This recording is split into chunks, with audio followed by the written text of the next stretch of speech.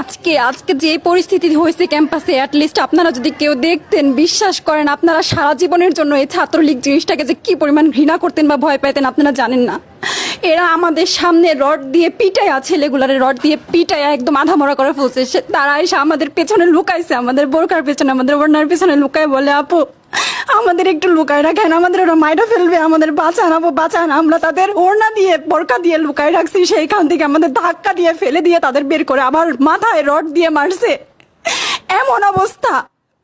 এবং তারা আমাদের ক্যাম্পাসের পরিচিত মুখ, আমরা চিনি তাদের, তারা এই অবস্থা করছে, রাস্তায় একদম শোয়াই ফেলছে।